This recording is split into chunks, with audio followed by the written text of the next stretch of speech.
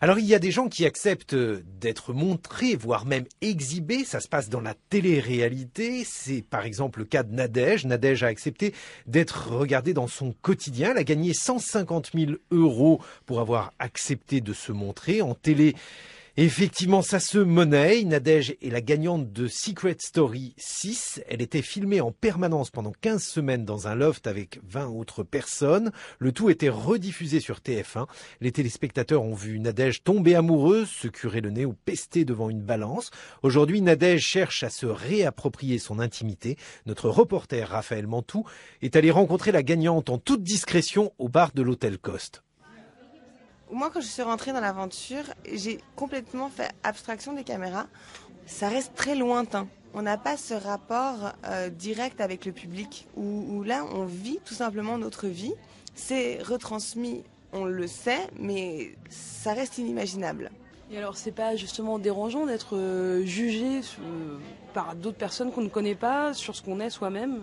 Alors moi j'ai vécu ça plutôt à la sortie, donc quand je suis sortie j'ai vu que j'avais gagné et qu'en plus j'avais gagné avec un pourcentage énorme. Beaucoup de femmes se sont certainement reconnues en moi par rapport à un amour en sens unique, par rapport à une prise de poids et puis c'était vraiment une expérience qui m'a réconciliée aussi un peu avec moi-même parce que je me suis sentie comprise. J'ai eu beaucoup de messages touchants dans la façon que les gens ont pu s'approprier mon histoire pour un peu modifier leur vie réelle. Eux, vous ne les connaissez pas ? Ben non, mais c'est vrai qu'ils ont vécu avec nous toutes nos émotions. C'est vrai qu'on est un peu mis à nu. Et c'est pas compliqué de se dévoiler un petit peu ? Comme on est dans ce cocon et que les caméras, la médiatisation, etc., c'est à l'extérieur, c'est pour ça que finalement on a tant peur de sortir. Parce qu'on se dit que si on sort, il va falloir assumer tout ce qu'on a pu dire, tout ce qu'on a pu penser.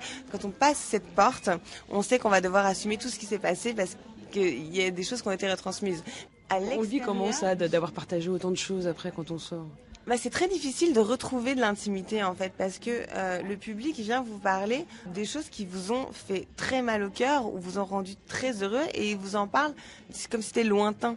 Alors que pour nous c'est des choses qui nous ont vraiment touchés émotionnellement et sans cesse les gens viennent vous appuyer là où ça fait mal et on est sans cesse ramené à ces émotions.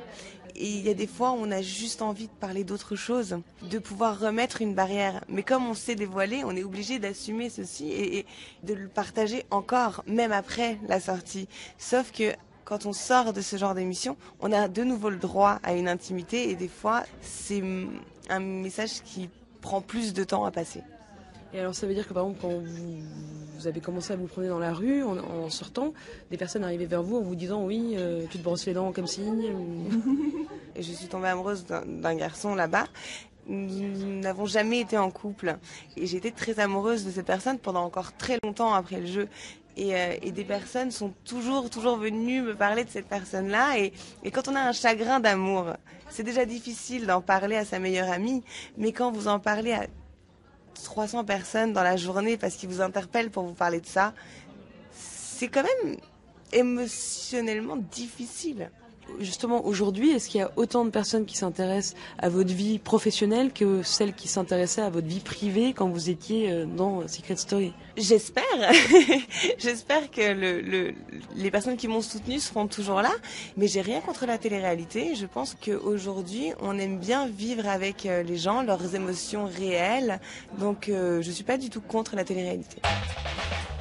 Vos questions sur franceinter.fr ou sur le compte Twitter de l'émission Service Public FI. Le reportage de Raphaël Mantoux et je tiens à vous préciser que Nadège présentera ce soir une émission sur TF6 Télé-réalité Leur Nouvelle Vie dans laquelle elle recevra des anciens candidats de la télé-réalité.